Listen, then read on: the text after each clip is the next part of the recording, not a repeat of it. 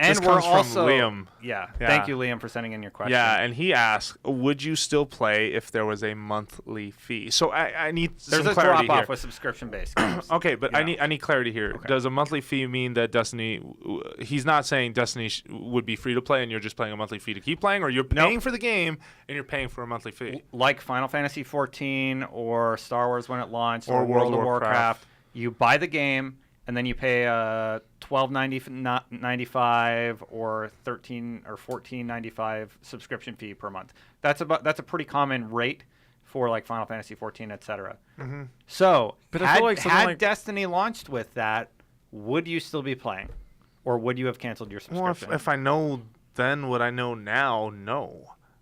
There's just Seems not like Final enough. Fantasy can afford to do that because they have a lot of content. There's just a lot more to do. There's a lot more spaces to play in. There's a lot more weapons or armor or what have you. And you know, in Destiny's case, I mean, part of me wonders if the more relevant question is if it were free to play, would I still be playing? And I don't. It is free to play. Well, I mean, in the sense of that I didn't have to buy it.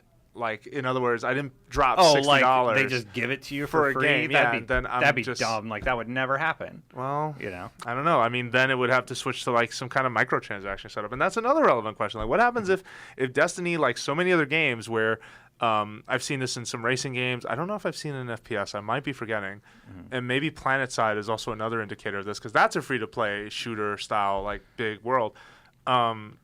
You can pay to get around or buy certain weapons, almost like a pay-to-win mentality. That would be the dumbest thing to ever come to Destiny. Like if you could buy Galahorn for $5, that is the dumbest thing I've ever heard. I think it's not dumb on their part. I understand people would spend money on your game and you do it, but it's just such a scummy practice that I don't like. No, it's not even that. Like, what is the thing that brings us back week after week to play Destiny? Is trying to get loot. Like, if I can just buy all this stuff, like, sure, you do get, like, my money up front, and maybe that's good for you, but, like, you're not going to keep me coming back. Like, that's the only reason why we come back is for the armor, is for the loot, is for that chance of maybe getting it this week.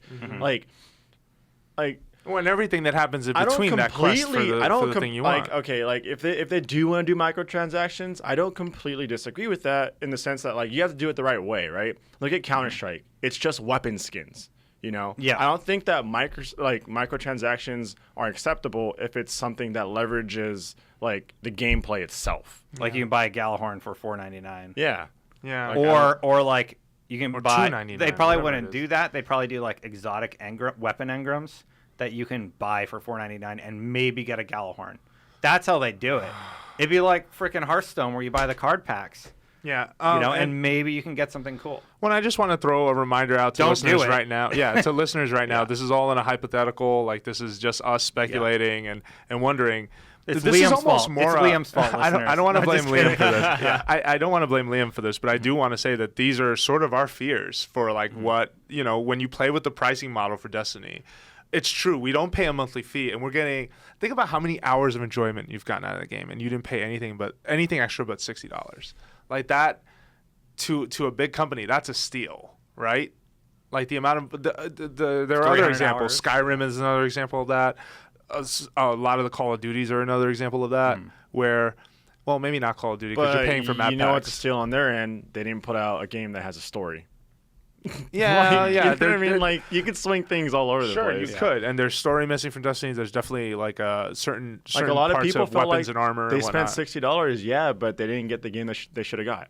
Yeah, and that was advertised. Yeah, like, and I totally you know hear them out. Like, it makes you know a lot of their statements make sense. Okay, so I feel like if microtransactions were to come, then have it be like, oh, I can. They have to be done right. Yeah. It has to be like skins. Same way, like I think League of Legends or Dota does that. Yeah, like League of Legends and Dota, you could just like I know for Dota because Mitch plays next to me all the time. Like we played Smite. Yeah, it's like purely different cosmetic, skins, you know, and they look awesome. Yeah, you know.